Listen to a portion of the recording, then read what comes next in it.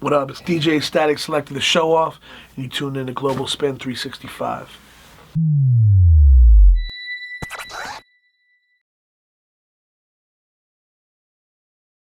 The new generation music, I don't think the radio's doing anything. They're not breaking anybody. It's just not happening. By the time they catch what Joey was meaning to say, because me and him got into about some of the stuff he said, and I really appreciated Ebro when he was like, bro, you gotta come take my spot. And that's how I came up, where I was like, damn, I gotta like show and prove. I used to intern at Hot 97 in Boston and all these other radio stations. And I realized they're not gonna give me an opportunity. Like, they'll let me intern and get coffee and fix, you know, whatever. But when it comes to getting that spot, I had to go out in the city, hit the streets, DJ all the clubs to the point where the people were calling in like, yo, why isn't he on the radio? And it got to that point, and that's how I got on the radio, like full time.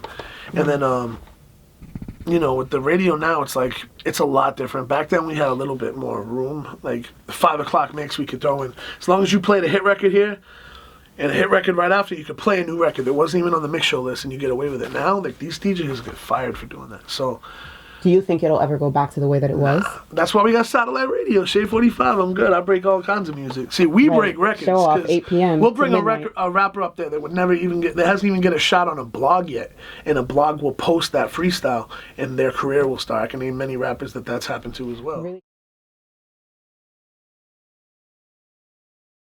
People you never heard of that I just regretted having on. You like, I don't even want to mention their name right now. No, I'm not giving nobody fame for being trash. Right. There's been a lot of people I feel you on that shit, because that happens every day. I've seen like some of the most popular rappers choke too. What? Yeah, all the time. All the time. But you know what it is? It's like a lot of them have people writing for them. A lot of them come up and ahead of time they'll be like, yo, don't ask me to freestyle. And I'm like, you know what? It matters who it is though. If it's someone like someone from Wu-Tang or something, it's respectable. These guys have been doing it for 30 years. We already know. You don't got to prove yourself. But if it's someone that's been out for less than like 2 years, nah, man, that's not acceptable.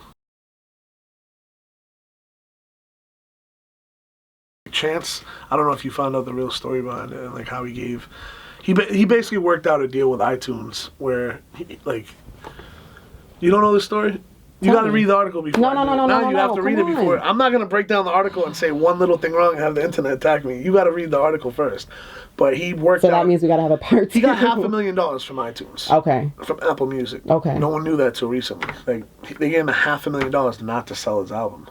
Because it's one big expense. So you gotta also understand how really this works. Count though, then, like I just. What doesn't count? They never counted his album sales. There is no album sales. Okay.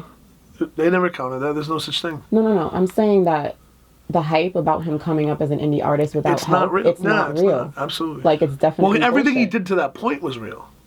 Okay. It's just when you when you're talking about the records he broke and all that stuff. It's like if I wanted to get my album out for free right now on iTunes, I don't even know if they'd let me. Like, I'd have to go through so many channels to even get that approved.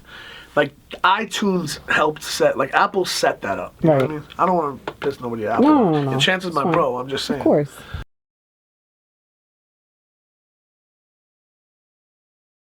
The bottle service just fucked up every club. Because it was letting in the rich kids that weren't cool. And the people that were actually cool but didn't really want to spend $400 on a bottle were either forced to sneak in or become a table promoter or whatever. It's like we didn't even think about the concept of a bottle. That was for like the Wall Street dudes.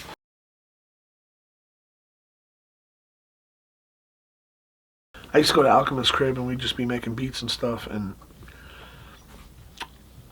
he'd be like telling me what P's going through, and you know, P probably been in for like 6 months in jail.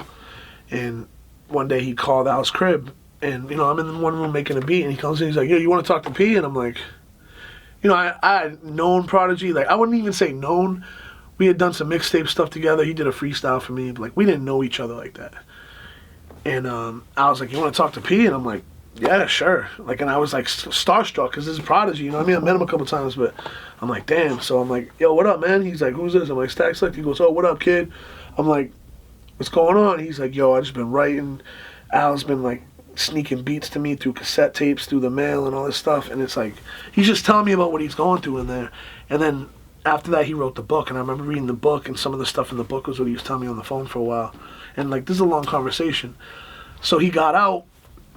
He was a lot different when he got out of jail. Like, he at first he was like real hard about things, and he started to like through the last couple of years like really loosen up, and it got to the point where we'd see each other and he'd be like, "What are you doing?" I'd be like, "I'm DJing at Number 8. It's a club." It's funny because my album's called 8, but Number 8 was a club in Chelsea, and Prodigy came through. The first time he ever came through, he's like, "Yo, this is my new spot," and he would just come with like at least once a week. He'd go there with me. Anytime I was DJing, he'd roll.